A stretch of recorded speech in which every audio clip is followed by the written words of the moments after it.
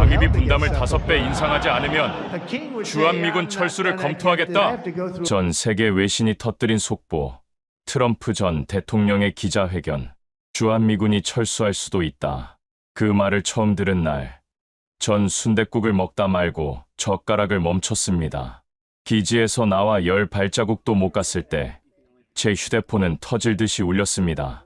데니얼, 기자회견 봤어. 이건 우리를 인질로 쓰겠다는 말 아냐? 안녕하십니까? 저는 주한미군 오산공군기지에서 복무 중인 대위 데니얼 그랜트입니다. 한국에서 복무한 지 벌써 4년이 되었습니다. 오늘 제가 겪은 특별한 경험을 여러분께 들려드리고 싶어서 이렇게 사연을 보내게 되었습니다. 매일 아침 6시 오산공군기지의 기상나팔이 울려 퍼지면 저의 하루가 시작됩니다. 다른 장교들은 점호가 끝나면 곧바로 사무실로 향하거나 체력 단련을 하러 가지만 저는 조금 다른 루틴을 가지고 있습니다. 기지 내 3층에 있는 작은 휴게실로 향하는 것이 저만의 특별한 습관입니다. 그 휴게실에는 낡은 소파 하나와 작은 TV가 놓여 있습니다. 아무도 찾지 않는 조용한 공간이라서 저는 그곳에서 몰래 한국 드라마를 시청하며 한국어 공부를 해왔습니다. 처음에는 자막도 영어로 보고 대사도 하나도 이해할 수 없었는데 4년이 지난 지금은 자막 없이도 어느 정도 내용을 파악할 수 있게 되었습니다. 안녕하세요. 고마워요. 사랑해요. 드라마 속 배우들의 대사를 따라 중얼거리며 발음 연습을 하는 제 모습을 동료들이 본다면 아마 깜짝 놀랄 겁니다. 텍사스 출신의 거친 군인이 한국 멜로드라마를 보며 발음 연습을 한다니 상상도 못할 일이겠죠. 4년 전 한국에 처음 도착했을 때를 생각하면 정말 많이 달라졌습니다. 그때는 김치 냄새도 맡기 싫어했고 한국어는커녕 한글 자체가 그냥 그림처럼 보였습니다. 첫 주말 외박 때 시내에 나갔다가 메뉴판을 읽지 못해서 그냥 손가락으로 아무거나 가리켜서 주문했던 기억이 납니다. 그때 나온 음식이 순댓국이었는데 처음엔 이게 뭐야? 하면서 코를 찌푸렸었죠. 하지만 지금은 그 순댓국이 제가 가장 좋아하는 한국 음식이 되었습니다. 특히 기지 근처에 있는 태양식당의 순댓국은 정말 예술입니다. 할머니께서 직접 끓여주시는 진한 국물 맛은 고향 텍사스의 어머니 요리 못지않게 제 마음을 따뜻하게 해줍니다. 기지 정문을 나서면 늘 저를 반겨주시는 분들이 계십니다. 바로 맞은편에 있는 편의점 사장님인데 50대 중반의 친근한 분이십니다. 처음에는 서로 말이 안 통해서 손짓 발짓으로만 대화했는데 이제는 사장님이 간단한 영어를 하시고 저도 기초적인 한국어를 할 수 있게 되어서 꽤 대화가 됩니다. 다니엘, 오늘도 순댓국? 사장님께서는 제가 나타나면 항상 이렇게 인사를 해주십니다. 제 이름을 데니얼, 이 아니라 다니엘로 발음하시는데 처음에는 어색했지만 지금은 그 발음이 더 친근하게 느껴집니다. 마치 한국 이름을 하나 더 얻은 것 같은 기분이죠. 편의점 사장님 옆 가게는 작은 문구점인데 거기 계신 아주머니도 저를 잘 알고 계십니다. 제가 한국어 공부용 노트나 펜을 사러 가면 공부 열심히 해요. 하시며 격려해 주십니다. 한 번은 제가 한글 연습장을 들고 가자 직접 기본 자음과 모음을 써서 보여주시기도 했습니다. 그때 느꼈던 감동을 지금도 잊을 수 없습니다. 저녁 시간이 되면 저는 기지 담장 근처를 산책하는 것을 좋아합니다. 담장 너머로 보이는 시내의 풍경이 정말 아름답습니다. 해가 질 무렵 하나둘 켜지는 네온사인들, 학원에서 나오는 아이들의 웃음소리, 퇴근길 직장인들의 바쁜 발걸음. 이 모든 것들이 평범하지만 너무나 소중한 일상의 한 부분이 되었습니다. 특히 저는 한국의 사계절을 정말 좋아하게 되었습니다. 텍사스는 거의 1년 내내 더운데 한국은 봄에는 벚꽃이 피고 여름에는 시원한 비가 내리고 가을에는 단풍이 들고 겨울에는 눈이 내립니다. 각 계절마다 다른 매력이 있어서 지루할 틈이 없었습니다. 작년 겨울에 첫눈이 내렸을 때의 기억이 특히 생생합니다. 텍사스에서는 눈을 거의 볼 수 없었는데 한국에서 내리는 폭신폭신한 눈을 보며 마치 동화 속 세상에 온 것 같은 기분을 느꼈습니다. 그때 편의점 사장님께서 데니얼, 눈 처음 봐요? 하며 웃으셨던 모습이 아직도 눈에 선합니다. 한국에서 생활하면서 가장 인상 깊었던 것은 사람들의 정이었습니다. 처음에는 언어도 통하지 않고 문화도 달라서 어려움이 많았지만 한국 사람들은 항상 따뜻하게 도와주셨습니다. 길을 잃었을 때 친절하게 안내해 주시고 식당에서 혼자 밥을 먹고 있으면 반찬을 더 주시고 아프면 약국까지 함께 가주시는 그런 따뜻함이 정말 감동적이었습니다. 한 번은 독감에 걸려서 며칠 동안 기지에서 나오지 못했는데 편의점 사장님께서 직접 기지까지 찾아와서 죽을 가져다 주신 적이 있습니다. 군인도 사람인데 아프면 누군가 돌봐줘야죠 하시며 웃으시던 모습을 보며 정말 울컥했었습니다. 그때 저는 한국이 단순한 파견지가 아니라 제 마음의 고향이 되고 있다는 것을 깨달았습니다. 주말이면 저는 평택 시내를 돌아다니며 한국 문화를 체험하곤 했습니다. 전통시장에서 호떡을 사 먹어보고 찜질방에서 하룻밤을 보내보고 노래방에서 한국 가요를 불러보기도 했습니다. 처음에는 어색하고 부끄러웠지만 점점 재미를 느끼게 되었고 이제는 제 취미가 되었습니다. 특히 한국의 빨리빨리 문화는 처음에는 적응하기 어려웠지만 지금은 오히려 매력적으로 느껴집니다. 모든 일이 신속하고 효율적으로 처리되는 것을 보며 한국 사람들의 역동성을 느낄 수 있었습니다. 배달 음식이 30분 안에 오는 것도 지하철이 정시에 정확히 도착하는 것도 모든 것이 신기하고 대단했습니다. 여기가 진짜 내 두 번째 고향이 된 것 같다. 저는 일기장에 이런 말을 자주 적곤 했습니다. 4년 동안 한국에서 생활하면서 이곳이 단순한 근무지가 아니라 제 삶의 일부가 되었다는 것을 실감했습니다. 하지만 동시에 한 가지 고민도 있었습니다. 군인으로서 이렇게 감정적으로 애착을 가져도 되는 걸까? 라는 자책감이었습니다. 제 임무는 한미동맹의 수호자로서 냉철하고 객관적으로 복무하는 것인데 개인적인 감정들이 업무에 영향을 미치지는 않을까 하는 걱정이 들 때가 많았습니다. 특히 동료들이나 상관들과 한국 관련 이야기를 할 때면 제가 너무 한국 편을 든다는 소리를 들을 때도 있어서 조심스러웠습니다. 하지만 그런 고민들도 한국에서의 일상이 주는 행복감 앞에서는 작은 것들이었습니다. 매일 아침 기상나팔 소리에 눈을 뜨고 한국어로 된 뉴스를 들으며 하루를 시작하고 한국 음식으로 끼니를 해결하고 한국 사람들과 소소한 대화를 나누는 이 모든 일상들이 저에게는 너무나 소중하고 의미 있는 시간들이었습니다. 그런데 어느 날 평소와 다름없이 태양식당에서 순댓국을 먹고 있는데 제 휴대폰에 긴급 뉴스 알림이 떴습니다. 화면을 보는 순간 저는 깜짝 놀랐습니다. 트럼프 대통령, 한국 방위비 분담금 대폭 증액 요구라는 헤드라인이 선명하게 보였던 것입니다. 순간 제 손이 멈췄습니다. 막 입에 넣으려던 순댓국 한 숟가락을 그대로 그릇에 내려놓았습니다. 가슴이 두근거리기 시작했고 뭔가 불길한 예감이 들었습니다. 4년 동안 쌓아온 이 평범하고 소중한 일상들이 흔들릴 수도 있다는 불안감이 밀려왔습니다. 저는 창밖을 바라보며 깊은 한숨을 내쉬었습니다. 평소 같으면 따뜻하고 정겨워 보이던 시내의 풍경이 갑자기 멀게만 느껴졌습니다. 설마 정말 철수하게 되는 건 아니겠지? 제 마음속에 처음으로 걱정의 그림자가 드리워지기 시작했습니다. 태양식당 할머니께서는 평소와 다른 제 모습을 눈치채시고 데니얼, 무슨 일 있어요? 얼굴이 안 좋아 보여요라고 물으셨습니다.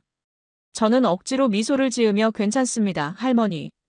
그냥 좀 피곤해서요라고 답했지만 제 마음은 이미 복잡해져 있었습니다. 그날 밤 저는 기지 숙소에서 천장을 바라보며 잠들지 못했습니다. 한국에서의 4년 그리고 앞으로도 계속될 줄 알았던 이곳에서의 삶이 정치적 협상의 도구가 될 수도 있다는 현실 앞에서 저는 처음으로 제 정체성에 대해 깊이 생각하게 되었습니다. 나는 과연 누구인가? 한미동맹의 상징인가? 아니면 협상 테이블 위의 카드 한 장인가? 아니면 그냥 한국을 사랑하게 된 한 명의 평범한 사람인가? 이런 질문들이 머릿속을 맴돌며 쉽게 답을 찾을 수 없었습니다. 하지만 한 가지 확실한 것은 있었습니다. 4년 동안 한국에서 경험한 모든 것들이 제 인생에서 가장 소중한 시간들이었다는 것입니다. 그리고 이 모든 것들을 지키고 싶다는 마음이 간절했습니다. 그로부터 며칠 후 상황은 더욱 심각해졌습니다. 트럼프 전 대통령이 또 다른 기자회견에서 한국과의 방위비 분담 문제를 더욱 강하게 언급했습니다. 한국이 더 많은 비용을 부담하지 않으면 주한미군 철수를 진지하게 검토할 수밖에 없다는 발언이 미국과 한국의 모든 언론에서 반복해서 보도되었습니다. 저는 그 뉴스를 보며 가슴이 답답해지는 것을 느꼈습니다. 우리는 동맹이지 인질이 아닌데. 스스로에게 다짐해봤지만 표정은 계속 어두워졌습니다. 제가 아무리 한국을 사랑하고 이곳을 고향처럼 여긴다고 해도 결국 저는 미군이고 정치적 결정에 따라 움직여야 하는 존재라는 현실을 다시 한번 뼈저리게 깨달았습니다. 기지 내 분위기도 달라지기 시작했습니다. 평소 활기차던 병사들의 표정에 걱정이 역력했고 복도에서 만나는 동료들과의 대화에서도 불안감이 느껴졌습니다. 정말 철수하는 거 아니야? 이번엔 진짜인 것 같은데? 이런 수군거림들이 기지 곳곳에서 들려왔습니다. 며칠 뒤 정말 충격적인 일이 일어났습니다. 지휘부에서 모든 중대장급 이상 장교들에게 긴급회의 소집 명령이 내려졌습니다. 회의실에 들어서자마자 느껴지는 무거운 분위기에 저는 심상치 않음을 직감했습니다. 여러분, 본국에서 지시사항이 내려왔습니다. 대령님의 첫마디가 회의실 전체를 조용하게 만들었습니다. 만일의 사태에 대비해서 철수 계획 문서를 작성하라는 것입니다. 그 순간 저는 마치 머리를 망치로 얻어맞은 것 같은 충격을 받았습니다. 철수 계획 문서라니. 이것은 단순한 예방책이 아니라 실제로 그런 상황이 벌어질 가능성을 염두에 두고 있다는 뜻이었습니다. 제 가슴이 쿵 내려앉는 것을 느꼈습니다. 대령님, 이것이 실제로 실행될 가능성이 얼마나 됩니까? 한 중령이 조심스럽게 질문했습니다. 현재로서는 아무것도 확정된 것이 없습니다. 하지만 최악의 상황에 대비해야 한다는 것이 본국의 판단입니다. 대령님의 답변은 우리를 더욱 불안하게 만들었습니다. 회의가 끝나고 사무실로 돌아온 저는 한동안 멍하니 앉아 있었습니다. 이런 일이 실제로 일어날 수 있구나. 저는 중얼거렸습니다. 4년 동안 당연하게 여겨왔던 일상들이 사실은 얼마나 소중하고 불안정한 것이었는지 새삼 깨달았습니다. 저는 한국전쟁 이후 지금까지 이어져온 한미 관계에 대해 깊이 생각해봤습니다. 1953년 휴전협정 이후 70년이 넘는 긴 세월 동안 혈맹으로 불리며 함께해온 두 나라의 관계가 정치적 협상 테이블에서 이렇게 흔들릴 수 있다는 것이 도저히 믿기지 않았습니다. 특히 제가 한국에 와서 만난 분들, 특히 6.25 전쟁을 직접 겪으신 어르신들을 생각하니 더욱 마음이 아팠습니다. 태양식당 할머니께서 한 번 이런 말씀을 하신 적이 있습니다. 그때 미군 아저씨들이 없었으면 우리가 지금 이렇게 살 수 있었을까? 그 말씀을 들을 때마다 저는 한미동맹의 무게와 의미를 다시 한번 느꼈었는데 지금 그 모든 것이 흔들리고 있다는 현실이 너무 안타까웠습니다. 한국이 전쟁 이후 쌓아온 역사가 그렇게 가볍게 흔들리는 걸 보니 저는 혼잣말로 중얼거렸습니다. 한국 사람들이 얼마나 열심히 살아왔는지, 폐허에서 시작해서 얼마나 빠르게 발전해왔는지를 4년 동안 지켜본 저로서는 이런 상황이 더욱 안타까웠습니다. 그날 저녁, 저는 평소처럼 태양식당에 갔습니다. 하지만 제 표정이 평소와 달랐던지 할머니께서 금세 눈치채셨습니다. 데니얼, 무슨 일 있어요? 요즘 며칠 얼굴이 좋지 않아요. 할머니의 걱정 어린 목소리에 저는 더욱 마음이 무거워졌습니다. 할머니, 혹시 미군이 한국을 떠나게 된다면 어떻게 생각하세요? 저는 조심스럽게 물어봤습니다. 할머니께서는 잠시 놀란 표정을 지으시더니 진지하게 답하셨습니다. 왜 그런 말을 해요? 70년 동안 함께 살아온 가족인데 갑자기 떠난다는 게 말이 되나요? 그 말씀을 들으며 저는 눈시울이 뜨거워지는 것을 느꼈습니다. 할머니께는 저희가 단순한 외국 군대가 아니라 70년 동안 함께 살아온 가족이었던 것입니다. 기지로 돌아가는 길에 저는 편의점에 들렀습니다. 사장님께서도 제 표정을 보시더니 걱정스럽게 물으셨습니다. 데니얼, 요즘 뭔가 고민이 있어 보여요. 뉴스에서 나오는 그 얘기 때문인가요? 사장님도 그 뉴스를 보셨군요. 저는 한숨을 쉬며 답했습니다. 물론이죠. 우리도 걱정하고 있어요. 데니얼 같은 좋은 사람들이 갑자기 떠난다니. 사장님의 목소리에도 걱정이 묻어났습니다. 그날 밤, 저는 기지 담장 근처를 혼자 걸었습니다. 담장 너머로 보이는 시내의 불빛들이 평소보다 더 애틋하게 느껴졌습니다. 이 모든 것과 정말 헤어져야 하는 건가? 라는 생각에 가슴이 먹먹해졌습니다. 문득 작년 추석 때 일이 생각났습니다. 한국 직원분이 저를 집에 초대해서 가족들과 함께 송편을 만들어 먹었던 기억이었습니다. 그때 그분의 할머니께서 전쟁 때 미군 덕분에 우리가 살았다며 제 손을 꼭 잡고 고마워하셨던 장면이 선명하게 떠올랐습니다. 그리고 지난 겨울, 폭설이 내렸을 때 기지 근처 마을에서 고립된 할아버지를 우리 부대원들이 구조했던 일도 생각났습니다. 그때 할아버지께서 미군 아들들아, 고맙다며 눈물을 흘리셨던 모습도 잊을 수 없었습니다. 이런 소중한 기억들이 모두 정치적 협상 때문에 끝이 날 수도 있다는 현실이 받아들여지지 않았습니다. 저는 점점 제 역할에 대해 혼란스러워졌습니다. 저는 과연 누구를 위해, 무엇을 위해 여기 있는 것일까요?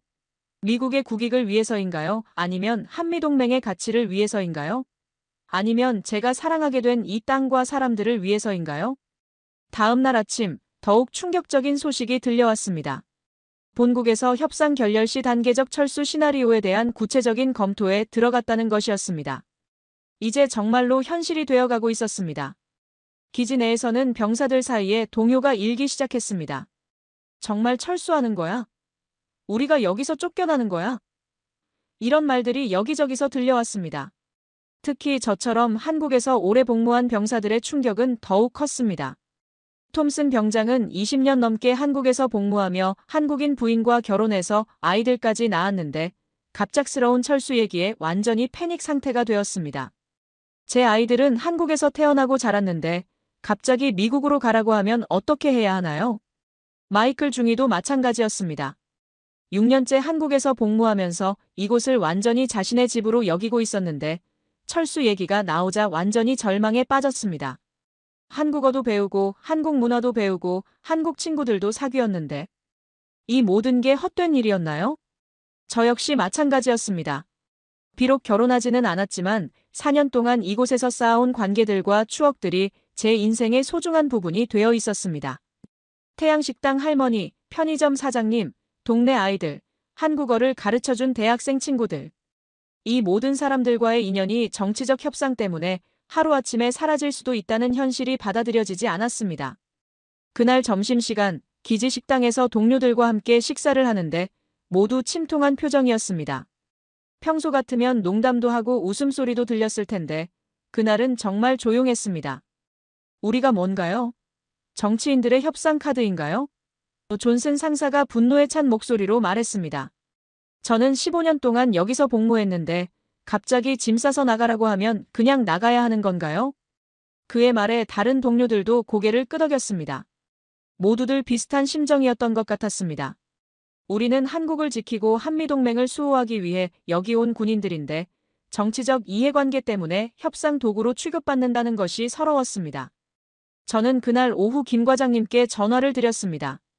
김 과장님은 한국 외교부에서 30년 넘게 근무하신 베테랑으로 한미관계 전문가이십니다. 몇 달 전 한 세미나에서 만나서 인연을 맺게 되었는데 한미동맹에 대한 깊은 통찰력을 가지고 계신 분입니다. 과장님, 정말로 주한미군이 철수할 가능성이 있을까요? 저는 조심스럽게 물어봤습니다. 김 과장님께서는 한동안 말씀이 없으시다가 깊은 한숨을 내쉬셨습니다.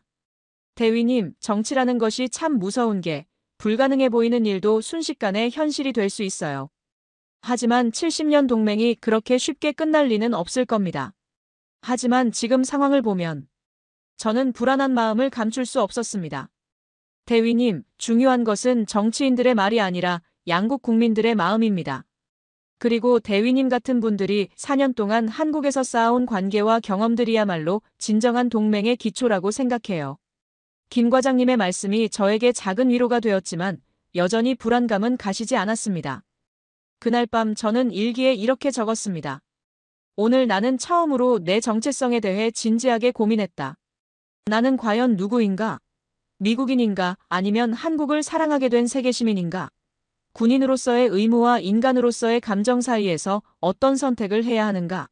앞으로 무슨 일이 일어날지 모르겠지만 한 가지 확실한 것은 지난 4년이 내 인생에서 가장 의미 있는 시간이었다는 것이다. 철수 계획 문서 작성 지시를 받은 지 일주일 후 저에게 완전히 예상치 못한 새로운 임무가 주어졌습니다.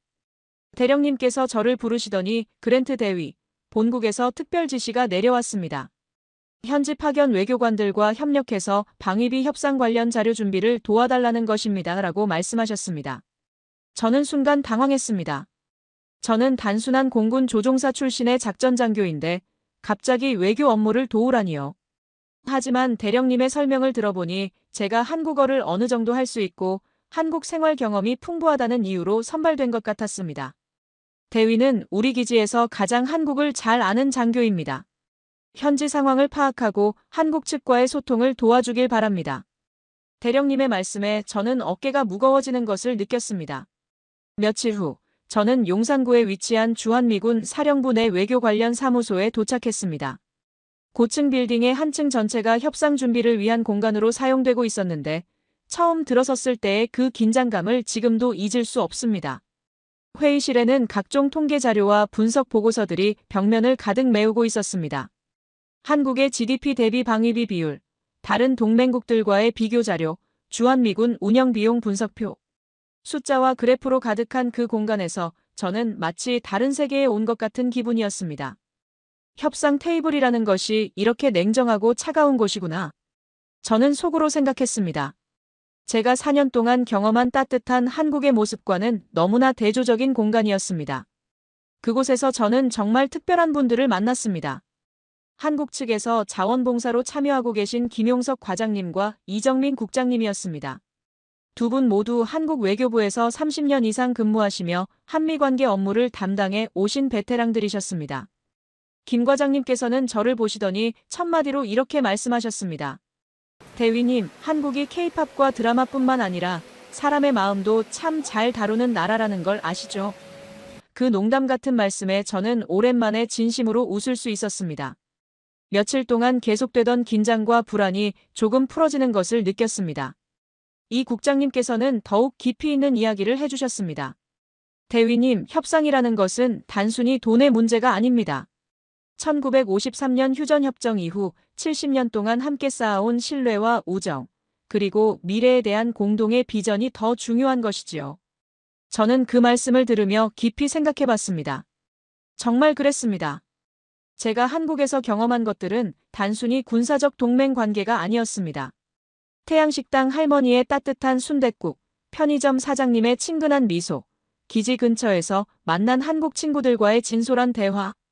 이 모든 것들이 바로 진짜 동맹의 모습이었던 것입니다. 김 과장님께서는 저에게 한미동맹의 역사에 대해 자세히 설명해 주셨습니다. 대위님, 1950년 한국전쟁 때 미군이 우리를 도와준 것은 단순히 군사적 이익 때문이 아니었어요. 자유와 민주주의라는 공동의 가치를 지키기 위해서였죠. 그 정신이 지금까지 이어져 오고 있는 겁니다. 이 국장님께서도 이어서 말씀하셨습니다.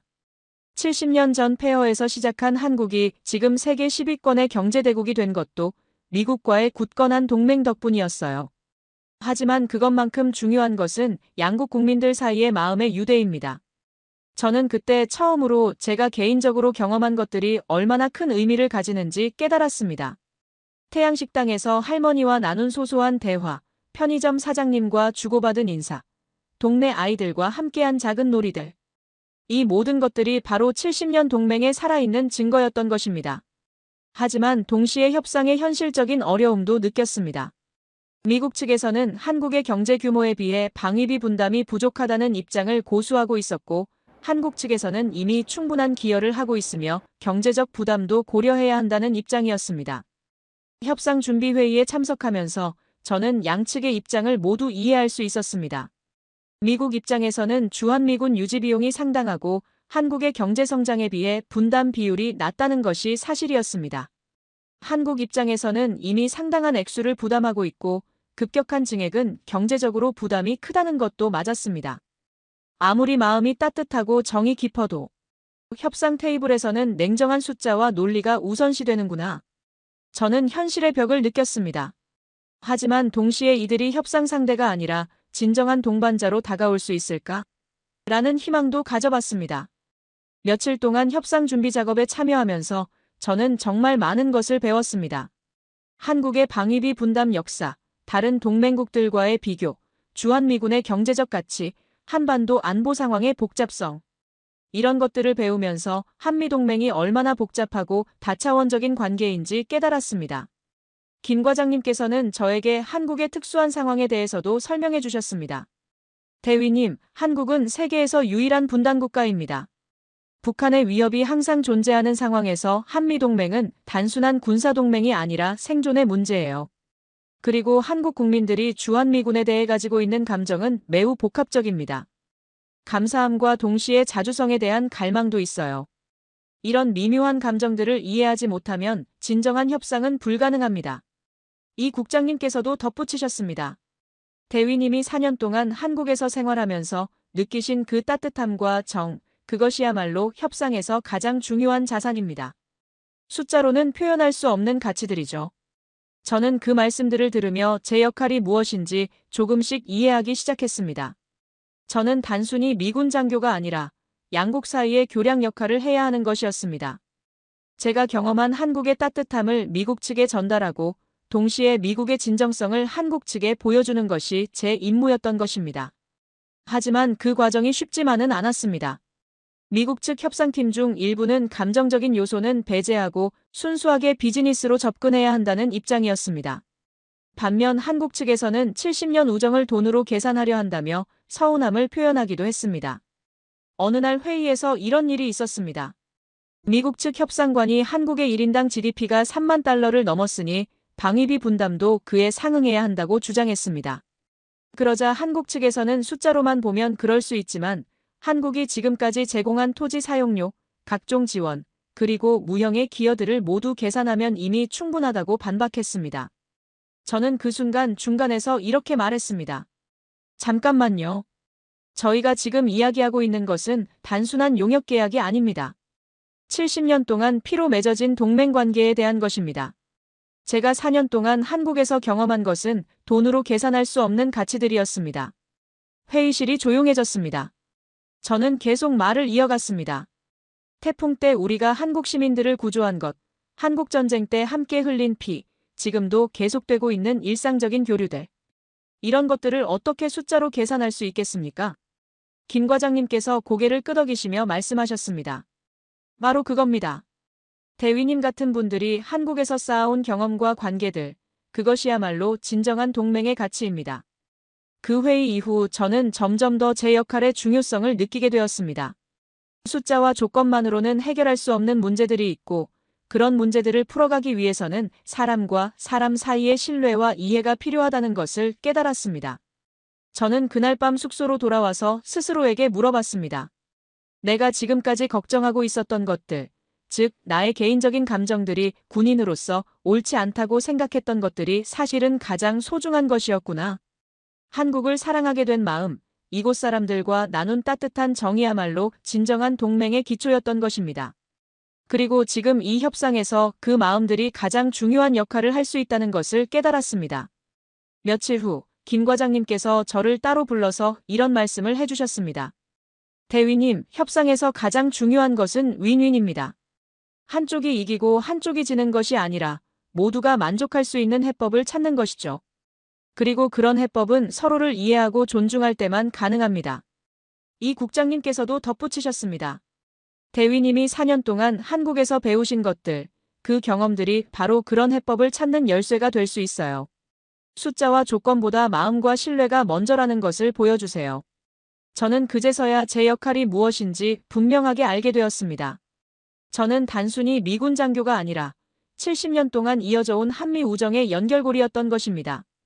그리고 지금 이 중요한 시점에서 그 우정을 지켜내고 더욱 발전시키는 것이 제가 해야 할 가장 중요한 임무라는 것을 깨달았습니다. 하지만 동시에 앞으로 더 큰 도전들이 기다리고 있다는 것도 느꼈습니다. 협상은 이제 시작 단계였고 양측의 입장 차이는 여전히 컸습니다. 과연 제가 이런 복잡한 문제들을 해결하는 데 도움이 될 수 있을까요? 그런 의문들이 제 마음속에서 맴돌았습니다. 협상 준비에 참여한 지 몇 주가 지나면서 상황은 점점 더 복잡하고 어려워졌습니다.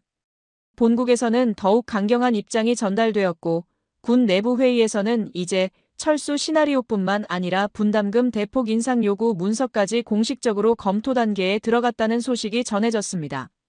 저는 그 문서들을 직접 보게 되었는데 그 내용을 읽으며 정말로 충격을 받았습니다. 현재 한국이 부담하는 방위비의 2배, 심지어는 3배까지 증액을 요구하는 내용이 담겨 있었습니다. 이는 단순한 협상 전략을 넘어서 정말로 한국에 엄청난 압박을 가하는 수준이었습니다. 이렇게 되면 한국에서의 제 미래가 정말로 불투명해지는구나. 저는 그 문서를 보며 한국에서의 삶이 끝날 수도 있다는 현실을 다시 한번 실감했습니다. 4년 동안 쌓아온 모든 관계들, 한국어 실력, 이곳에서의 추억들. 모든 것이 정치적 결정 하나로 무의미해질 수도 있다는 생각에 가슴이 답답해졌습니다. 기지 내 분위기도 날로 긴장되어 갔습니다. 병사들 사이에서는 더 이상 조심스러운 수군거림이 아니라 노골적인 불만과 걱정이 터져 나왔습니다. 이게 우리를 지켜주는 군대인가 아니면 정치적 협상 카드인가? 라는 질문이 식당에서, 복도에서, 훈련장에서 공공연하게 들려왔습니다. 톰슨 병장은 더욱 절망적인 상태가 되었습니다. 제 아내는 한국 사람이고 아이들은 한국에서 태어났어요. 갑자기 미국으로 가라고 하면 우리 가족은 어떻게 해야 하나요? 아이들은 한국어가 더 편한데. 그의 목소리에는 정말 절박함이 묻어났습니다. 마이클 중위도 비슷한 심정이었습니다. 6년 동안 한국 친구들과 쌓아온 우정, 한국어 공부, 태권도 배우기. 이 모든 게 헛된 일이었나요? 정치인들의 한마디로 모든 게 끝나는 건가요? 저는 식당에서 동료들을 바라보며 복잡한 심정을 감출 수 없었습니다. 우리 모두 같은 고민을 하고 있다는 것을 알 수 있었습니다. 그리고 동시에 우리가 얼마나 무력한 존재인지도 깨달았습니다. 아무리 한국을 사랑하고 이곳에 머물고 싶어도 결국 정치적 결정에 따라 움직여야 하는 것이 군인의 숙명이었습니다. 어느 날 저녁, 저는 오랜만에 태양식당을 찾았습니다. 요즘 협상 준비로 바빠서 자주 가지 못했는데 오랜만에 할머니 얼굴을 보고 싶었습니다. 하지만 할머니의 표정이 평소와 달랐습니다. 걱정이 가득한 눈빛으로 저를 바라보셨습니다. 데니얼, 뉴스에서 나오는 그 얘기. 정말인가요? 할머니께서 조심스럽게 물으셨습니다. 저는 어떻게 대답해야 할지 몰라 잠시 망설였습니다. 할머니께 걱정을 끼치고 싶지 않았지만 거짓말을 할 수도 없었습니다. 할머니, 지금 어려운 상황이긴 해요. 하지만 아직 확정된 것은 아무것도 없어요. 저는 최대한 조심스럽게 답했습니다. 할머니께서는 한동안 말씀이 없으시다가 이렇게 말씀하셨습니다. 데니얼, 이게 당신들만의 문제가 아니에요. 여기 한국 국민들도 모두 걱정하고 있어요. 70년 동안 함께 살아온 가족인데 갑자기 헤어진다는 게 말이 되나요? 그 말씀을 들으며 저는 눈시울이 뜨거워지는 것을 느꼈습니다. 제가 혼자 고민하고 있는 것이 아니라 한국 사람들도 우리와 같은 마음으로 이 상황을 바라보고 계신다는 것을 다시 한번 깨달았습니다. 전쟁 이후 수십 년. 이렇게 긴장된 건 처음이에요. 할머니의 말씀에서 70년이 넘는 세월의 무게가 느껴졌습니다. 한국 전쟁을 직접 겪으신 할머니에게 주한미군은 단순한 외국 군대가 아니라 생명의 은인이자 희망의 상징이었을 것입니다. 기지로 돌아가는 길에 저는 편의점에 들렀습니다. 사장님께서도 평소와 다른 무거운 표정이셨습니다. 데니얼, 요즘 기분이 안 좋아 보여요. 그 뉴스 때문이죠? 사장님께서 직설적으로 물으셨습니다. 걱정이 많이 됩니다. 저는 솔직하게 답했습니다. 우리도 마찬가지예요. 데니얼 같은 좋은 사람들이 갑자기 떠난다니. 상상하기 싫어요. 사장님의 목소리에도 진심 어린 걱정이 묻어났습니다. 그날 밤, 저는 기지 담장 근처를 혼자 걸으며 깊은 생각에 잠겼습니다. 담장 너머로 보이는 시내의 불빛들이 평소보다 더 애틋하게 느껴졌습니다. 이 모든 것과 정말 헤어져야 하는 건가? 라는 생각이 계속 머릿속을 맴돌았습니다. 며칠 후, 더욱 충격적인 소식이 들려왔습니다. 기지 내 일부 병사들이 스트레스와 분노를 견디지 못하고 내부 기밀 문서를 외부에 유출했다는 것이었습니다. 이번에는 단순한 철수 계획이 아니라 구체적인 협상 전략과 압박 수위까지 포함된 민감한 문서들이었습니다. 그 문서들이 한국 언론에 보도되면서 한국 사회 전체가 큰 충격에 빠졌습니다. 미국이 한국을 압박용 카드로 사용한다. 70년 동맹이 돈거래로 전락했다는 비판적인 보도들이 쏟아져 나왔습니다. 저는 그 뉴스들을 보며 정말로 모든 것이 무너지는 것 같은 기분이었습니다. 이번 스캔들 하나로 한미 동맹이 정말 휘청거릴 수도 있겠구나. 70년 동안 쌓아온 신뢰가 한순간의 실수로 무너질 수도 있다는 현실이 너무나 무서웠습니다. 기지 내 분위기는 최악으로 치달았습니다. 지휘부는 강력한 보안 강화 조치를 취했고 모든 외출이 금지되었습니다.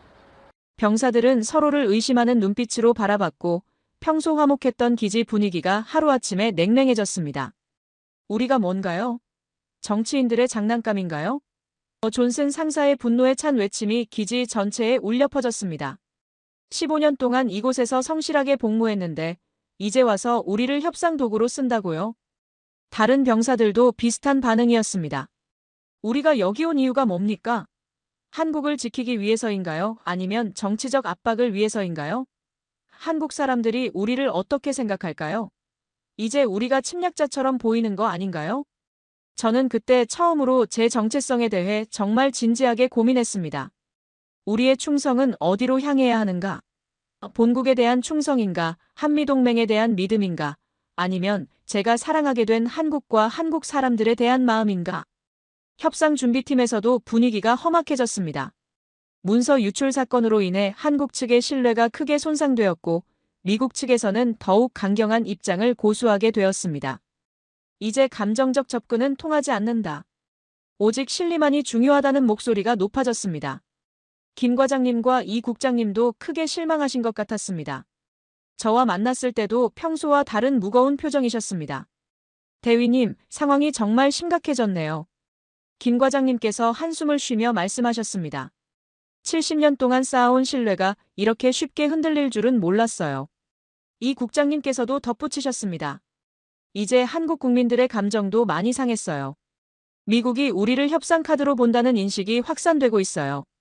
이런 상황에서 협상을 계속 진행하기가 정말 어려워졌습니다. 저는 그 말씀들을 들으며 가슴이 답답해졌습니다.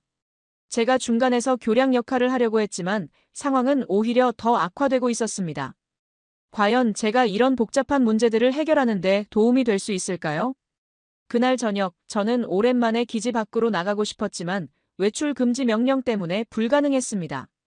태양식당에도 편의점에도 갈 수 없었습니다. 마치 감옥에 갇힌 것 같은 기분이었습니다. 창밖으로 보이는 시내의 불빛들을 바라보며 저는 생각했습니다. 저 불빛들 너머에 사는 사람들이 지금 우리를 어떻게 생각하고 있을까? 70년 동안 함께해온 친구들인가? 아니면 이제는 압박을 가하는 침입자들인가? 그런데 그때 정말 예상치 못한 일이 일어났습니다. 기지 정문 앞에 한국 시민들이 하나둘 모여들기 시작한 것입니다. 처음에는 몇 명 정도였는데 시간이 지나면서 수십 명, 수백 명으로 늘어났습니다. 저는 기지 담장 근처에서 그 광경을 지켜봤습니다. 시민들은 조용히 서 있었습니다. 항의하는 것도 아니고 소리를 지르는 것도 아니었습니다. 그냥 조용히 서서 기지를 바라보고 있었습니다. 그들 중에는 태양식당 할머니도 편의점 사장님도 계셨습니다. 심지어 제가 한국어를 배우며 알게 된 동네 할아버지, 길에서 인사를 나누던 아주머니들도 보였습니다. 평소 제가 만나던 평범한 한국 사람들이 그곳에 모여 있었습니다. 저들이 무엇을 말하고 싶어 하는 걸까? 저는 궁금했습니다. 그들의 침묵이 어떤 외침보다도 더 큰 울림으로 제 가슴에 다가왔습니다. 밤이 되어도 시민들은 계속 그곳에 머물렀습니다. 누군가가 따뜻한 차를 나눠주고 또 누군가는 담요를 가져다 주었습니다. 마치 평화로운 축제처럼 보였지만 그 속에 담긴 의미는 무척 깊고 무거웠습니다. 저는 그 광경을 보며 새로운 희망을 느꼈습니다. 정치인들과 언론이 만들어낸 갈등과 오해를 넘어서 진짜 사람들의 마음은 다른 곳에 있는 것 같았습니다. 70년 동안 함께 살아온 이웃으로서의 정과 우정이 아직 살아있다는 것을 느꼈습니다. 그날 밤, 저는 일기에 이렇게 적었습니다. 오늘 나는 절망 속에서도 희망을 발견했다. 정치와 언론이 만들어낸 갈등을 넘어서 진짜 사람들의 마음은 여전히 따뜻하다는 것을. 앞으로 어떤 일이 일어날지 모르겠지만 이 따뜻한 마음들이 모든 것을 이겨낼 수 있을 것이라고 믿고 싶다. 문서 유출 사건 이후 상황은 정말로 걷잡을 수 없이 악화되었습니다. 본국 국방부에서는 더 이상 참을 수 없다며 중재 없는 단계적 철수 명령 준비에 본격적으로 돌입했다는 극비 정보가 전해졌습니다. 저는 그 소문을 들으며 정말로 모든 것이 끝나는 건 아닐까 하는 절망감에 빠졌습니다. 기지 지휘부에서는 비상사태를 선포했습니다. 모든 부대원들의 외출이 전면 금지되었고 외부와의 연락도 엄격하게 제한되었습니다. 심지어 기지 내에서도 불필요한 대화를 자제하라는 지시까지 내려왔습니다. 평소 활기찼던 기지가 마치 전시 상황처럼 긴장된 분위기로 바뀌었습니다. 병사들의 격분과 좌절감은 하늘을 찔렀습니다. 4년, 5년, 어떤 이는 20년 넘게 한국에서 복무하며 이곳을 제2의 고향으로 여겨온 동료들이 갑작스러운 정치적 결정에 분노하는 것은 당연한 일이었습니다. 하지만 그 분노가 표출될 곳이 없었기 때문에 기지 내 분위기는 점점 더 험악해져 갔습니다.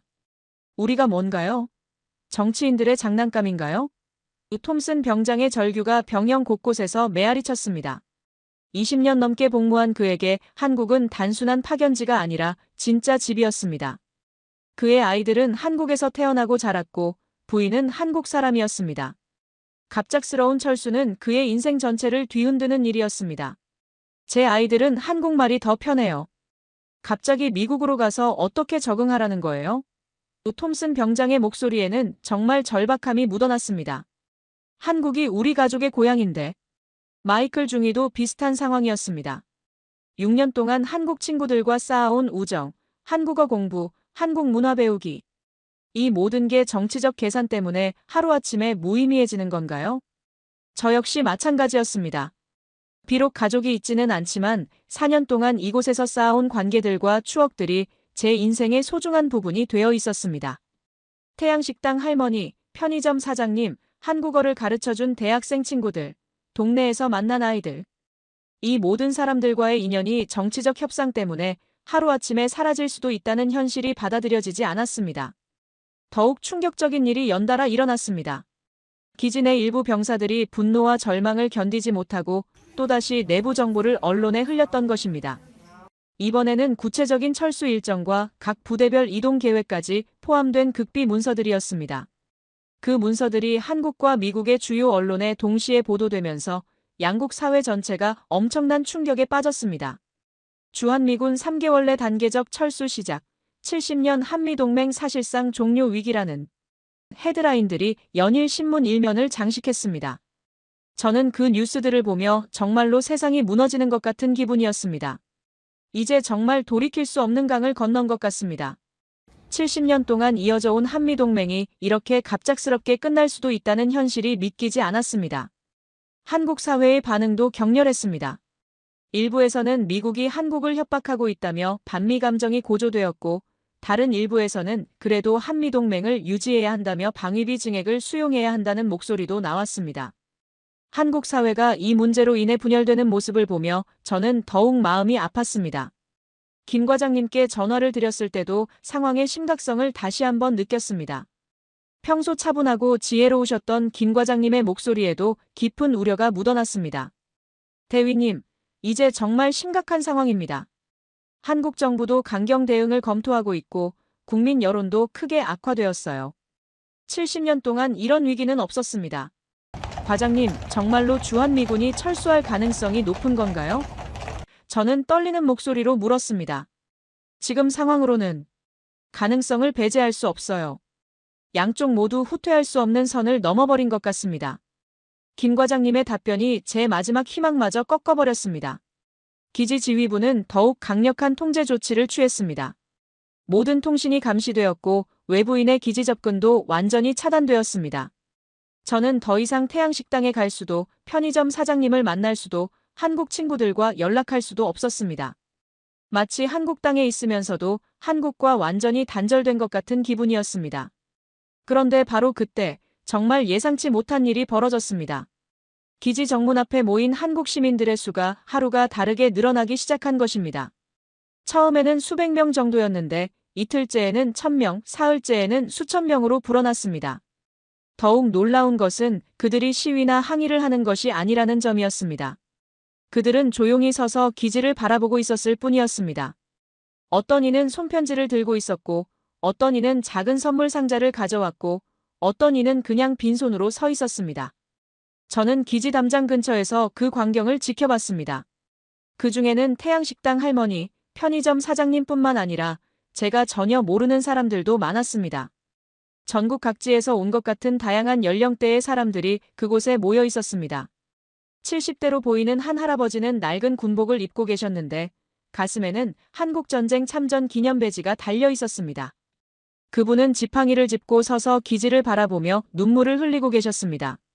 그 모습을 보며 저는 가슴이 먹먹해졌습니다. 젊은 대학생들도 많이 보였습니다. 한글과 영어로 쓰인 감사 메시지들이 담긴 현수막들도 여기저기 걸려 있었습니다. 가장 인상 깊었던 것은 한 가족의 모습이었습니다. 40대로 보이는 부부가 초등학생 아이 둘을 데리고 와서 기지를 바라보고 있었는데 아이들이 미군 아저씨들 가지 마세요라고 적힌 손팻말을 들고 있었습니다. 그들의 침묵과 평화로운 모습이 어떤 격렬한 시위보다도 더 큰 울림을 주었습니다. 정치적 계산이나 이해관계를 떠나서 순수한 사람의 마음에서 우러나온 진심이 느껴졌습니다. 밤이 되어도 시민들은 계속 그곳에 머물렀습니다. 누군가가 따뜻한 차와 김밥을 나눠주고 또 누군가는 담요와 방석을 가져다 주었습니다. 마치 평화로운 캠프파이어 같은 분위기였지만 그 속에 담긴 의미는 무척 깊고 무거웠습니다. 우리의 충성은 어디로 향해야 하나요? 저는 그 광경을 보며 스스로에게 물었습니다. 본국의 명령인가 아니면 이곳에서 쌓아온 진정한 우정인가? 군인으로서의 의무와 인간으로서의 감정 사이에서 저는 완전히 갈등에 빠져 있었습니다. 동료들도 마찬가지였습니다.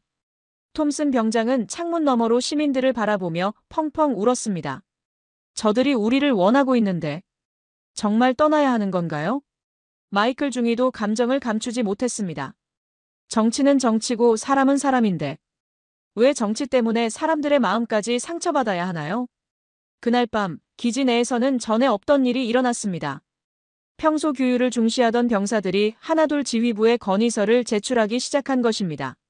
한국에 남고 싶다. 철수 명령을 재고해달라. 시민들의 마음을 외면할 수 없다는 내용들이었습니다. 저 역시 그날 밤 잠들지 못했습니다. 창밖으로는 여전히 시민들이 조용히 서 있었고 그들의 존재 자체가 저에게 큰 힘이 되었습니다. 동시에 더 큰 책임감도 느꼈습니다. 정말로 모든 게 끝나는 건가? 저는 중얼거렸습니다. 하지만 동시에 다른 생각도 들었습니다. 아니다. 진짜 끝이라면 저 사람들이 저렇게 조용히 서 있을 리 없다. 분명 다른 의미가 있을 것이다. 다음 날 아침 더욱 놀라운 일이 일어났습니다. 기지 정문 앞에 모인 시민들이 저희를 위한 손편지를 가져오기 시작한 것입니다. 처음에는 몇 통 정도였는데 시간이 지나면서 그 편지들이 수백 통, 수천 통으로 늘어났습니다. 지휘부에서는 처음에 그 편지들을 받지 말라고 했지만 워낙 많은 양이 몰려오고 시민들의 간절한 마음이 느껴져서 결국 검열을 거쳐 일부를 저희에게 전달해 주었습니다. 저는 떨리는 마음으로 첫 번째 편지를 펼쳐봤습니다. 그 순간부터 제 인생이 완전히 바뀌기 시작했습니다. 친애하는 미군 형제들에게 70년 전 우리 할아버지를 구해주신 것처럼 지금도 우리는 여러분을 가족으로 생각합니다. 정치는 정치이고 사람의 마음은 따로입니다. 그 첫 문장을 읽는 순간 저는 눈물이 핑 돌았습니다. 할머니의 떨리는 손글씨로 정성스럽게 쓰인 그 편지에는 70년 동안 이어져 온 한국인들의 진심이 고스란히 담겨 있었습니다. 모든 게 붕괴하는 소리가 들렸는데 저는 중얼거렸습니다. 이제 희망의 소리가 들리기 시작하는 것 같습니다. 첫 번째 편지를 읽은 후 저는 계속해서 다른 편지들을 펼쳐봤습니다. 그때까지 제가 경험한 어떤 감동보다도 깊고 진한 감정들이 밀려왔습니다. 각각의 편지마다 다른 사연과 다른 마음이 담겨 있었지만 공통점이 하나 있었습니다. 바로 70년 동안 이어져 온 진심 어린 감사와 우정이었습니다. 두 번째 편지는 더욱 감동적이었습니다. 한국인 아들도 미군 아들도 아닌 우리 모두의 아들들이에요. 아들아, 고맙습니다. 평범한 주부가 쓴 것 같은 그 편지에서 저는 어머니 같은 따뜻함을 느꼈습니다. 제가 4년 동안 한국에서 느꼈던 그 가족 같은 정이 바로 이런 것이었구나 싶었습니다. 세 번째 편지는 고등학생이 쓴 것이었습니다. 데니얼 형. 형이 우리 할머니께 영어 가르쳐 주신 거 할머니가 자랑하셨어요. 할머니는 미군 아저씨가 영어도 가르쳐 주고 김치도 맛있게 드신다고 하시면서 정말 기뻐하셨어요. 제발 떠나지 마세요. 그 편지를 읽으며 저는 깜짝 놀랐습니다.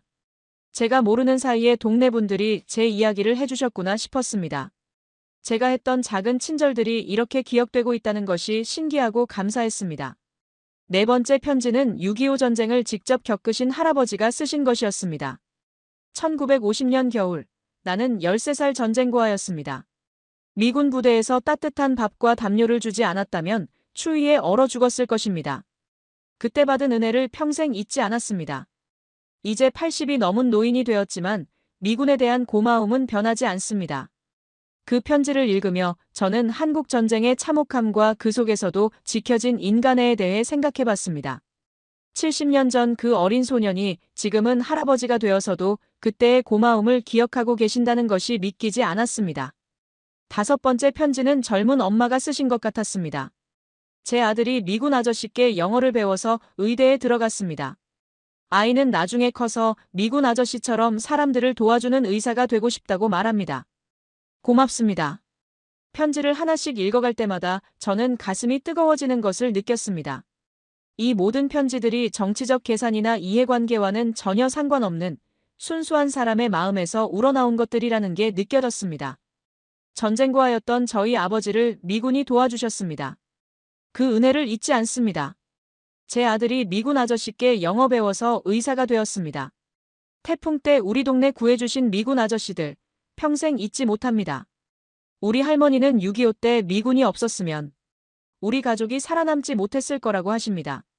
하나하나의 편지마다 구체적인 경험과 진심 어린 감사가 담겨 있었습니다. 어떤 편지는 한글로 쓰여 있어서 동료에게 번역을 부탁해야 했지만 그 진심만큼은 언어를 넘어서 느낄 수 있었습니다. 동료들도 마찬가지였습니다. 톰슨 병장은 자신에게 온 편지를 읽고 펑펑 울었습니다. 20년 동안 몰랐네요. 저희가 이렇게 사랑받고 있었다는 것을. 그의 편지에는 톰슨 아저씨 아이들이 한국어를 잘하는 걸 보면 뿌듯합니다. 진짜 한국 사람 같아요라는 내용이 적혀 있었습니다. 마이클 중위도 감동을 감추지 못했습니다. 이게 진짜 동맹이구나. 정부 간의 협정이 아니라 사람과 사람 사이의 마음이. 그의 편지에는 6년 동안 한국어 배우고 한국 문화를 익히려고 노력하는 모습이 정말 고마웠어요라는 감사 인사가 적혀 있었습니다. 존슨 상사의 편지에는 더욱 구체적인 감사가 담겨 있었습니다. 15년 전 폭우로 마을이 고립되었을 때 존슨 상사님이 헬기를 타고 와서 우리 할아버지를 구해주셨어요. 그때 받은 은혜를 잊지 않습니다. 존슨 상사는 그 편지를 읽고 15년 전 일을 기억하고 계시다니 하며 말을 잇지 못했습니다. 가장 감동적이었던 편지는 한국전쟁 참전 용사의 아들이 쓴 것이었습니다. 아버지께서 돌아가시기 전에 하신 말씀이 있습니다. 미군은 우리의 은인이다. 그들이 있어서 우리가 지금처럼 살 수 있다. 절대 그 은혜를 잊으면 안 된다. 아버지의 유언을 전합니다. 고맙습니다. 저는 그 편지를 읽고 한참 동안 말을 잇지 못했습니다. 70년 전 전쟁의 참혹함 속에서도 지켜낸 우정이 지금까지 이어져 오고 있다는 것이 믿기지 않았습니다. 그리고 그 우정이 단순히 정부 차원의 것이 아니라 사람과 사람 사이의 진심 어린 감정이라는 것을 깨달았습니다. 또 다른 편지에는 이런 내용이 적혀 있었습니다. 저는 평택에서 30년 동안 식당을 운영했습니다. 그동안 수없이 많은 미군들을 만났는데 모두들 정말 좋은 사람들이었어요. 한국말을 배우려고 노력하고 한국 음식을 맛있게 드시고 한국 문화를 존중해 주시는 모습이 정말 고마웠습니다. 젊은 대학생이 쓴 편지도 인상적이었습니다. 저는 미군과 함께하는 봉사활동에 참여한 적이 있어요. 그때 미군 형들이 한국어로 아이들과 대화하려고 노력하는 모습을 보며 정말 감동받았어요. 언어는 서툴렀지만 마음만큼은 진짜 한국 사람 같았어요. 편지들을 모두 읽고 난 후 저는 완전히 새로운 깨달음을 얻었습니다. 우린 협박의 대상이 아닌 진정한 동맹의 가족이었다. 정치적 협상과 군사적 계산을 넘어서는 더 깊고 소중한 가치가 여기 있다는 것을 확신했습니다. 그날 저녁 저는 김 과장님께 전화를 드렸습니다. 과장님, 이제 알겠습니다. 방위비 협상에서 사람의 마음이 먼저라는 것을요. 김 과장님께서는 전화 너머로 조용히 웃으셨습니다. 대위님, 이제 진짜 외교관이 되셨네요. 숫자와 조건보다 마음과 신뢰가 우선이라는 것을 아셨으니까요. 과장님, 이 편지들을 협상팀에 보여드려도 될까요? 정치인들도 이런 진심을 알아야 한다고 생각해요. 저는 간절한 마음으로 물었습니다. 물론입니다. 아니, 꼭 보여주세요. 진정한 동맹의 가치가 무엇인지 알려주세요. 이 국장님께도 편지들에 대해 말씀드렸더니 크게 기뻐하셨습니다. 대위님, 이것이야말로 우리가 찾던 해답입니다. 숫자로는 표현할 수 없는 70년 동맹의 진정한 가치를 보여주는 증거들이에요. 그제서야 저는 제 역할이 무엇인지 분명하게 알게 되었습니다. 저는 단순히 미군 장교가 아니라 70년 동안 이어져 온 한미 우정의 살아있는 증인이었던 것입니다. 그리고 지금 이 중요한 시점에서 그 우정을 지켜내고 세상에 알리는 것이 제가 해야 할 가장 중요한 임무라는 것을 깨달았습니다. 편지들을 받은 다른 동료들도 비슷한 변화를 겪었습니다. 며칠 전까지만 해도 절망과 분노에 빠져있던 병사들이 이제는 새로운 각오로 가득했습니다. 우리가 여기 있는 진짜 이유를 이제야 알겠어요. 톰슨 병장이 말했습니다. 정치적 이해관계 때문이 아니라 진짜 사람들의 마음 때문이었어요. 마이클 중위도 이어서 말했습니다.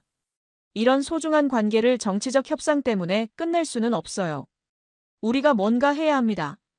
그날 밤 저희는 자발적으로 모여서 회의를 했습니다. 어떻게 하면 이 진심들을 협상 테이블에 전달할 수 있을까? 정치인들이 이런 마음들을 알게 할 방법은 없을까? 이런 이야기들을 나누며 밤을 새웠습니다. 결국 저희는 한 가지 결론에 도달했습니다. 직접 행동에 나서야 한다는 것이었습니다. 군인으로서는 위험한 결정이었지만 인간으로서는 당연한 선택이었습니다. 이제 진짜 목소리를 내야 할 때입니다. 저는 동료들에게 말했습니다. 70년 동안 이어져 온 우정을 지키기 위해서요. 편지들을 모두 읽고 난 후 저는 일기에 이렇게 적었습니다.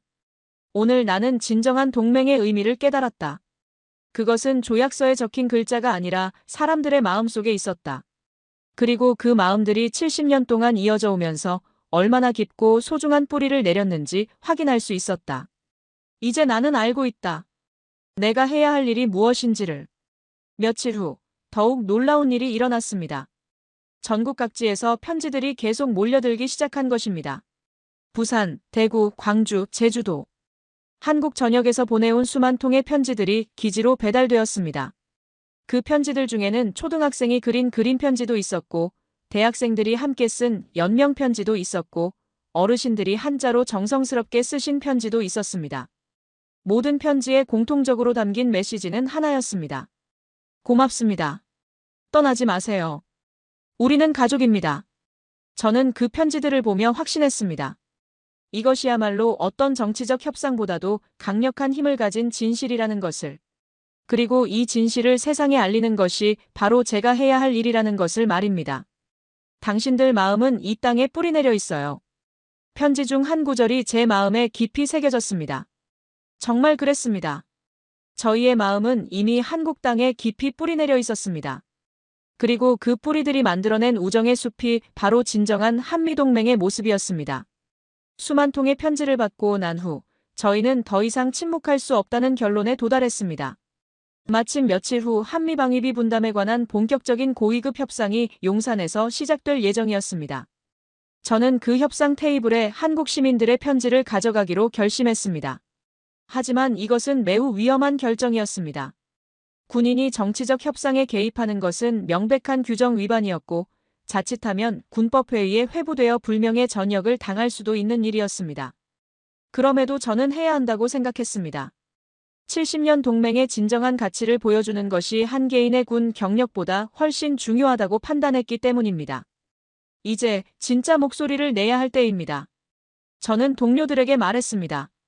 우리가 지금 행동하지 않으면 이 모든 진심들이 정치적 계산에 묻혀버릴 겁니다. 놀랍게도 대부분의 동료들이 저의 결정에 동의했습니다. 톰슨 병장을 비롯해 마이클 중위, 존슨 상사 그리고 20여 명의 병사들이 함께하겠다고 나섰습니다. 우리 모두 같은 마음이었습니다. 한국에서 쌓아온 소중한 관계들을 지키고 싶다는 간절한 마음이었습니다. 대위님, 저희도 함께 가겠습니다. 톰슨 병장이 말했습니다. 20년 동안 한국에서 받은 사랑을 생각하면 이런 위험쯤은 감수할 수 있어요. 마이클 중위도 이어서 말했습니다. 6년 동안 한국 친구들과 쌓아온 우정이 정치적 계산 때문에 무너지는 걸 가만히 볼 수는 없어요. 우리는 며칠 동안 신중하게 계획을 세웠습니다. 협상이 진행되는 도중에 회의장에 들어가서 편지들을 전달하고 우리의 진심을 표현하는 것이었습니다. 물론 이로 인해 어떤 처벌을 받게 될지 모르지만 그보다 중요한 것은 진실을 알리는 것이었습니다. 협상 당일 용산에 위치한 국방부 회의장에는 한국 측 대표단과 미국 측 지휘부가 마주 앉았습니다. 양측 모두 지난 몇 주간의 갈등으로 인해 상당히 경직된 분위기였습니다. 팽팽한 긴장감이 회의장 전체를 감돌고 있었습니다. 미국 측에서는 한국의 경제 규모와 안보 환경을 고려할 때 방위비 분담의 대폭적인 증액이 불가피하다며 강경한 입장을 고수했습니다. 구체적으로 현재 분담액의 2.5배에 해당하는 금액을 요구했습니다. 한국 측에서는 이미 충분한 분담을 하고 있으며 70년 동맹의 가치를 단순히 돈으로만 계산할 수 없다며 강하게 반발했습니다. 또한 최근의 압박적 협상 방식은 동맹국 간의 신뢰를 해치는 것이라고 비판했습니다. 저는 회의장 뒤편에서 그 광경을 지켜보며 가슴이 답답했습니다. 양측 모두 옳은 말을 하고 있었지만 정작 가장 중요한 것이 빠져 있다고 느꼈습니다. 바로 사람의 마음이었습니다. 70년 동안 함께 쌓아온 우정과 신뢰, 그리고 수만 명의 한국 시민들이 보내준 진심 어린 편지들에 담긴 메시지 말입니다. 협상이 한창 진행되던 중 저는 용기를 내어 손을 들었습니다. 잠깐만요. 말씀드리고 싶은 것이 있습니다. 회의장의 모든 시선이 저에게 집중되었습니다. 저는 그 순간 제 심장이 터질 것 같은 긴장감을 느꼈습니다. 대위, 지금이 발언할 시간이 아닙니다. 미국 측 대표가 제지하려 했지만 저는 이미 결심을 굳혔습니다. 저는 떨리는 손으로 가방에서 편지 묶음을 꺼냈습니다. 이것들은 한국 시민들이 저희 주한미군에게 보내주신 편지들입니다. 정치적 계산이 아닌 70년 동안 이어져 온 진심이 담긴 편지들입니다. 회의장이 조용해졌습니다. 저는 그 중에서 가장 감동적이었던 몇 통을 골라 읽기 시작했습니다. 친애하는 미군 형제들에게 70년 전 우리 할아버지를 구해주신 것처럼 지금도 우리는 여러분을 가족으로 생각합니다. 한국 전쟁 때 전쟁고아였던 아버지를 미군이 구해주셨습니다. 제 아들이 미군 아저씨께 영어를 배워서 의사가 되었습니다. 저는 편지를 읽으면서 목소리가 떨리는 것을 느꼈습니다. 회의장에 있던 모든 사람들이 조용히 듣고 있었습니다. 이들을 협박의 도구로 쓰지 마세요. 저는 진심을 담아 말했습니다. 저희는 단순히 군사적 자산이 아닙니다. 70년 동안 함께 쌓아온 우정의 상징입니다. 그리고 이 우정은 어떤 정치적 계산보다도 소중한 것입니다. 그 순간 회의장 문이 열리며 20여 명의 동료들이 들어왔습니다. 톰슨 병장이 앞장서서 말했습니다. 저희는 한국에 남고 싶습니다. 이곳이 저희의 집입니다. 마이클 중위도 이어서 말했습니다. 정치적 협상과 상관없이 저희는 이곳에서 진정한 동맹의 의미를 배웠습니다. 한국 사람들과 함께 살아가면서 가족이 되었습니다. 존슨 상사는 자신의 경험을 이야기했습니다. 15년 전 폭우 때 한국 할아버지를 구조한 일이 있었는데 그 손자가 지금도 편지를 보내주고 있어요. 이런 관계를 돈으로 계산할 수 있나요? 한 명씩 돌아가며 자신의 한국 경험을 이야기했습니다. 한국에서 태어난 아이들 이야기, 한국인 배우자와의 사랑 이야기, 지역 사회와 함께한 봉사활동 이야기, 한국어를 배우며 겪었던 재미있는 에피소드들. 회의장 분위기가 완전히 바뀌었습니다. 딱딱했던 협상 테이블이 마치 가족 모임 같은 따뜻한 공간으로 변했습니다. 한국 측 대표들의 눈에서도 눈물이 글썽였고 일부 미국 측 인사들도 감동을 감추지 못했습니다. 그때 김 과장님께서 일어나 말씀하셨습니다. 이것이 진정한 동맹입니다. 조약서에 적힌 글자가 아니라 사람과 사람 사이의 마음입니다. 대위님과 병사들이 보여주신 것이 바로 70년 한미동맹의 진짜 모습입니다. 이 국장님께서도 덧붙이셨습니다. 숫자와 조건도 중요하지만 그보다 더 중요한 것은 서로를 향한 신뢰와 존중입니다. 오늘 여러분이 보여주신 용기가 그것을 증명해 주었습니다. 한국 측 수석 대표가 일어나서 말했습니다. 대위님과 병사 여러분의 말씀을 듣고 70년 동맹의 진정한 의미를 다시 한번 깨달았습니다. 우리는 단순한 군사동맹이 아니라 마음과 마음으로 연결된 가족입니다. 미국 측에서도 변화가 일어나기 시작했습니다. 처음에는 저희의 행동을 제지하려던 대표들도 점차 분위기에 휩싸이기 시작했습니다. 대위의 말이 맞습니다. 미국 측 한 인사가 말했습니다. 우리가 추구하는 것은 단순한 비용 분담이 아니라 지속 가능한 동맹 관계입니다. 그리고 그 기초는 상호 신뢰와 존중이어야 합니다. 저는 그 순간을 평생 잊지 못할 것 같습니다. 정치적 이해관계를 뛰어넘어 진정한 인간적 유대를 확인할 수 있었던 감동적인 순간이었습니다. 70년 동안 쌓아온 우정이 얼마나 소중하고 강력한 것인지 모든 사람이 깨달을 수 있었습니다. 회의장에 있던 모든 사람들이 박수를 쳤습니다. 그것은 단순한 박수가 아니라 70년 동맹의 진정한 가치를 재확인하는 의미 있는 박수였습니다.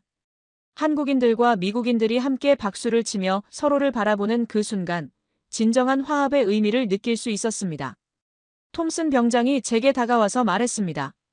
대위님, 정말 잘하셨어요. 20년 동안 하고 싶었던 말을 대신 해주셨어요. 마이클 중위도 감동을 감추지 못했습니다. 이제야 우리가 여기 있는 진짜 이유를 모든 사람이 알게 되었어요. 협상은 그날로 중단되었습니다. 하지만 그것은 결렬이 아니라 새로운 시작을 위한 잠시 멈춤이었습니다. 양측 모두 오늘의 경험을 바탕으로 완전히 새로운 관점에서 협상을 재개하기로 합의했습니다. 김 과장님께서 저에게 개별적으로 말씀해 주셨습니다. 대위님, 오늘 보여주신 용기가 70년 동맹사의 새로운 전환점이 될 것입니다. 정말 고맙습니다. 저는 그날 저녁 기지로 돌아가면서 뿌듯함과 동시에 약간의 불안감도 느꼈습니다. 분명히 상부에서는 제 행동에 대해 문제를 제기할 것이고 어떤 처벌이 기다리고 있을지 알 수 없었습니다. 하지만 후회는 없었습니다. 오히려 제가 군인으로서 할 수 있는 가장 의미 있는 일을 했다는 자부심이 들었습니다. 70년 동맹의 진정한 가치를 세상에 알리고 한국과 미국 사이의 진실한 우정을 보여줄 수 있었으니까요. 그날 밤, 저는 일기에 이렇게 적었습니다. 오늘 나는 군인으로서가 아니라 한 인간으로서 중요한 선택을 했다. 규정을 어겼을 수도 있고 처벌을 받을 수도 있지만 진실을 말하는 것이 더 중요하다고 생각했다. 70년 동안 이어져 온 우정을 지키는 것, 그것이 진정한 군인의 임무라고 믿는다. 그 협상 이후 모든 것이 극적으로 달라졌습니다. 저희가 예상했던 징계나 처벌은 오히려 정반대의 결과를 가져왔습니다. 미국 본국에서는 현장 군인들의 생생한 증언이 동맹의 진정한 가치를 보여주었다며 오히려 저희의 행동을 격려했습니다. 한국 정부에서도 70년 동맹의 진심을 확인할 수 있었다며 깊은 감사를 표했습니다. 방위비 문제는 여전히 협의가 필요한 사안이었지만 이제는 서로를 협박하거나 압박하는 분위기가 아니라 진정한 동반자로서 상생의 해결책을 찾아가는 분위기로 완전히 바뀌었습니다. 양측 모두 동맹의 가치는 돈으로 계산할 수 없다는 공감대를 형성했고 합리적이고 지속 가능한 방안을 모색하기 시작했습니다. 가장 큰 변화는 저희 병사들의 마음가짐이었습니다.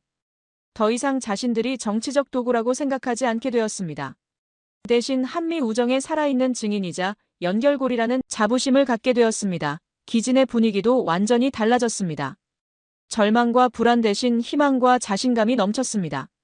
톰슨 병장은 20년 만에 처음으로 확신을 갖게 되었어요. 우리가 여기 있는 이유와 의미를 요라고 말했습니다. 그의 한국인 부인과 아이들도 이제 안심하고 한국에서의 삶을 계속 이어갈 수 있게 되었습니다.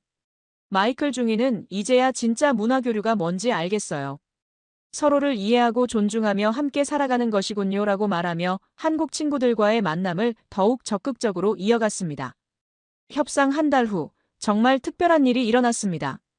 한국 시민들이 주한미군을 위한 대규모 감사축제를 기획해 주신 것입니다. 기지 앞 광장에서 열린 이 축제는 그야말로 한미 우정의 진정한 모습을 보여주는 감동적인 행사였습니다. 태양식당 할머니를 비롯해 평소 저희와 인연이 있었던 분들이 모두 나와서 작은 장터를 만들어 주셨습니다. 한국 전통 음식 부스, 문화체험 코너, 아이들을 위한 놀이 공간까지 정말 정성스럽게 준비해 주신 모든 것들이 저희에게는 더할 나위 없는 선물이었습니다. 데니얼, 정말 안 떠나는 거죠? 편의점 아주머니께서 환한 미소를 지으며 물어보셨습니다. 저는 고개를 끄덕이며 답했습니다. 네, 이제 확실해졌습니다. 이곳이 제 진짜 집입니다.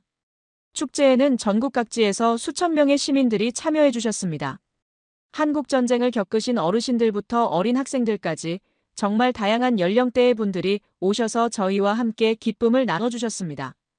특히 인상 깊었던 것은 한 할아버지의 말씀이었습니다. 70년 전 전쟁 때 미군 덕분에 살았습니다. 그때 받은 은혜를 잊지 않고 살아왔는데 이제 제 손자들도 미군 형들과 친구가 되었어요. 이것이 진짜 평화입니다. 아이들은 미군 아저씨들과 함께 놀았고 어르신들은 70년 전 이야기를 들려주셨습니다. 젊은 분들은 K-팝과 한류 문화를 소개해 주시며 즐거운 문화 교류의 시간을 가졌습니다. 언어는 달랐지만 마음은 하나였습니다. 저는 그 축제를 바라보며 깊은 감동을 느꼈습니다. 한국이 제 두 번째 고향이 된 건 협상이나 조약 때문이 아니라 사람들의 마음 때문이었어요. 이것이 4년 동안의 경험을 통해 제가 내린 최종 결론이었습니다. 축제에서 저는 특별한 순간을 경험했습니다. 한 초등학생이 저에게 다가와서 미군 아저씨, 한국 좋아해요? 라고 물었습니다. 저는 그 아이의 순수한 눈을 바라보며 답했습니다. 네, 정말 정말 좋아해요.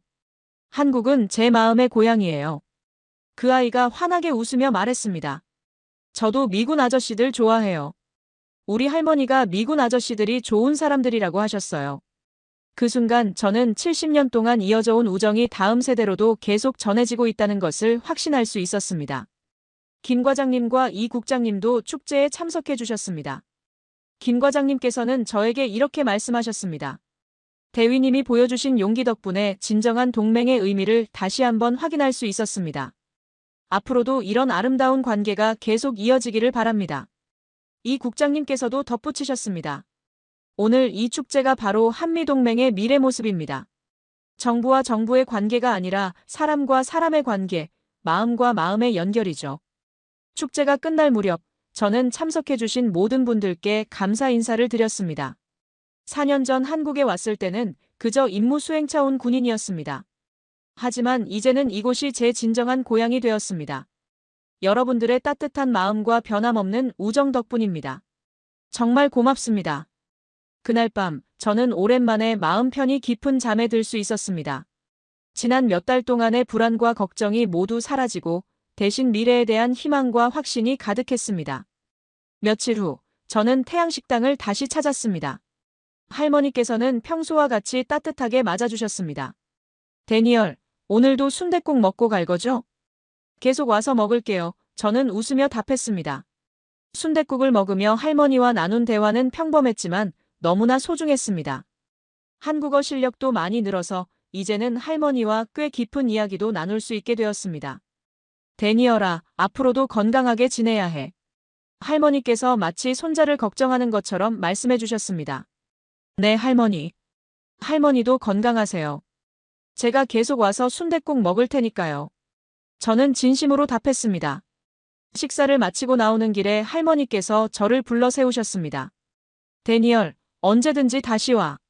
여기는 너의 집이니까. 그 한마디에 저는 또다시 눈시울이 뜨거워졌습니다. 편의점에도 들렀습니다. 사장님께서는 데니얼, 이제 정말 안심이야.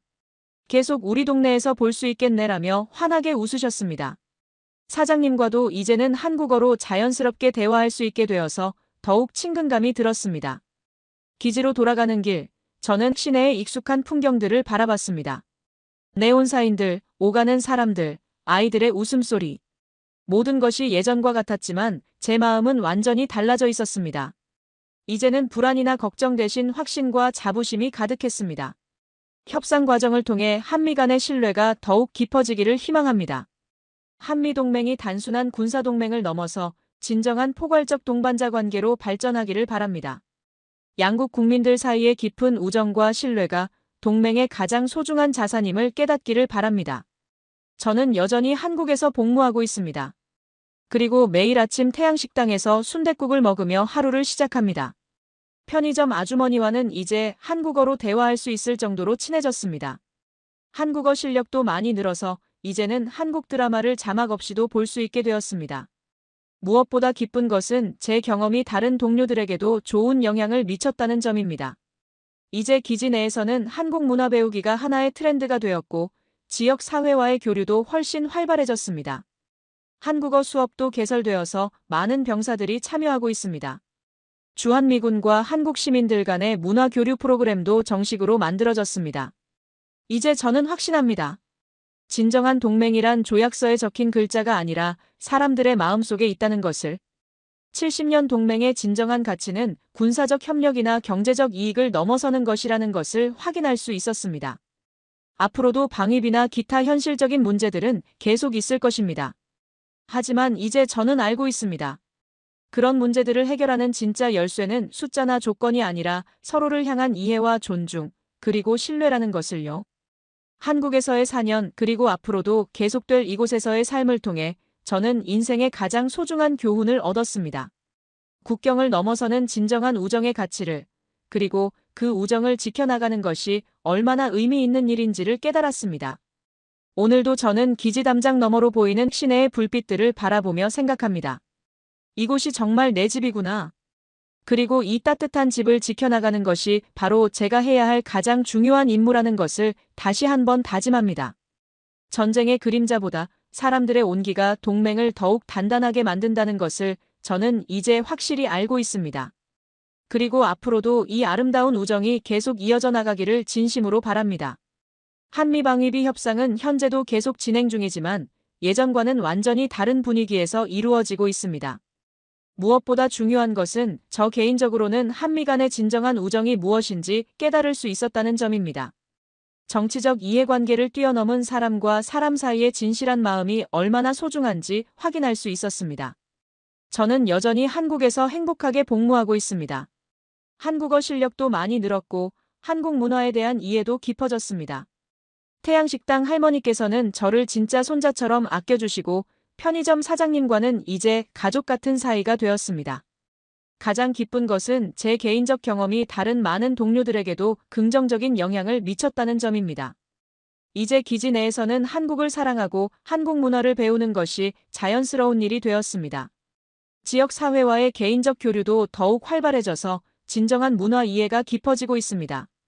제가 4년 동안 경험한 70년 동맹의 진정한 가치는 조약서에 적힌 글자가 아니라 사람들의 마음속에 있다는 것이었습니다. 그리고 그 마음들이 얼마나 강력하고 아름다운 힘을 가지고 있는지도 깨달았습니다.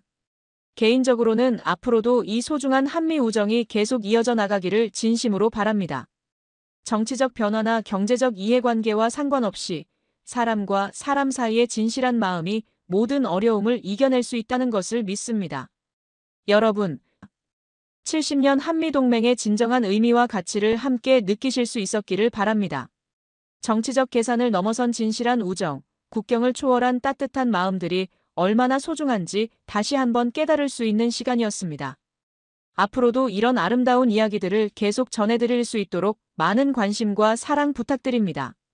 오늘도 영상 시청해주셔서 진심으로 감사드리며 다음에도 더 감동적인 사연으로 찾아뵙겠습니다. 감사합니다.